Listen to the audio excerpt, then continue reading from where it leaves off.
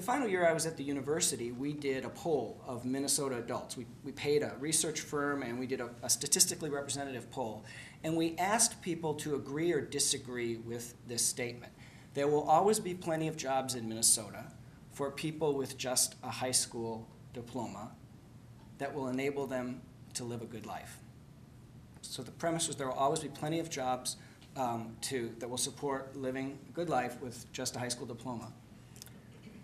55% disagreed with that statement, but fully 45% strongly agreed with that statement. People had the sense that really the economy that we're leaving behind in the 20th century is going to be enough in the 21st century. And it's pretty clear that for a lot of those young people it's not. And we've got to find a way to help more young people do what we just heard about, which is go on to some kind of post-secondary education after high school. So how are we doing on that task? When we look in the early grades and in the middle grades, there's some progress. Not so much in literacy, somewhat in mathematics. But when we actually fast forward all the way up to the end of the rainbow, to the end of high school and into college, our high school achievement rates have been flat for 3 decades. We've seen essentially no improvement. College completion has also been flat, while the rest of the world has rocketed ahead. So for people 65 and over, that generation in the United States is the most college-educated generation in the world. People 25 to 35 rank number 13, and the trend is downward. So there's some reasons to be concerned about how we're preparing kids for the future going forward. But the biggest concern I would suggest is not just how we're doing in the aggregate, it's how we're doing with the gaps between groups of students from different backgrounds. Students who are from moderate and upper income backgrounds and students who live in poverty, our students of color and their white peers, students with special needs and students without them. And that's a concern, of course, because those young people deserve to live a life that's as exciting and as rewarding as everyone else. But it's particularly concerned because those are the groups that are growing in our society. And we know that if we don't prepare those young people for success in the economy and society of the future, things look tough. So we got some work to do, but it's not as though we haven't been working. And I come from the perspective of education. I know many of you are coming from youth development and other fields.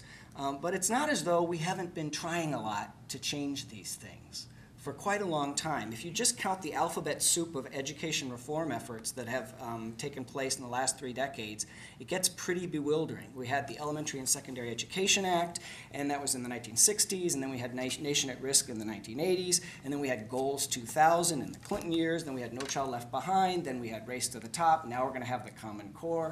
We have this kind of accretion of initiatives, and all of them had some merit. But I'll just pick one of them to kind of highlight the fact that we need to do some hard thinking about where we're going. In the 1980s, they passed Goals 2000. It was to set goals by the year 2000. And some of you who may remember back or followed stuff like that then will remember that literally in law, the United States Congress and the President signed it. It was the first President Bush, and it was co-chaired by Bill Clinton when he was governor of Arkansas, so Democrat, Republican. The goal in law was that the United States was going to be #1 in the world in math and science by the year 2000. That was our law. By the last count, right now, there are 17 countries that are statistically ahead of us in math, and 12 that are statistically ahead of us in science. So something, despite this incredible effort that's been moving forward, is possibly not getting us where we need to go. I was thinking about a metaphor for sort of an infinite loop, something that just kind of plays around and goes back and forth. And actually, literally, when I was in the shower, the instructions on the shampoo bottle leapt out at me. Have you ever thought about it? Lather, rinse, repeat. If you take that literally, it's an infinite loop. And you'd go back to lather, rinse, repeat. And you'd keep going, and your hair would be falling out toward no end. I think there's a reason to think that in terms of education and youth development, we've been on sort of a lather, rinse, repeat policy that's going forward. So what's it going to take to move us forward? A couple of big things. Number one, structurally, we're going to have to break beyond, and you are here all because of this, we're going to have to break beyond the boundaries of the school day and the school year and the formal curriculum.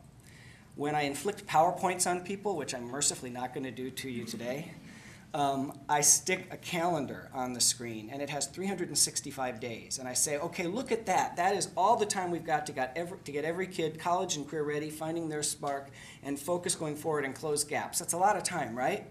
And then I blacken out the summer, which takes 3 full months. Then I blacken out the weekends. Then I blacken out the holidays, which is pretty significant. Then I blacken out the early release days. Then, even though the kids are in school, I blacken out all the testing days, because even though you're in school, you're not learning. And then what's left is a pretty meager set of days to get all of our aspirations for kids pointed forward. So one thing is we're going to need to break beyond the bounds of that structure that I've spent a couple of decades working in and that Campfire is totally dedicated to. Second thing is we're going to have to break beyond just defining success by what kind of academic knowledge you can recount on a standardized test. We're going to have to go into what often get called those soft skills that are really so hard: motivation, persistence, collaboration. So we're going to have to broaden the definition of success.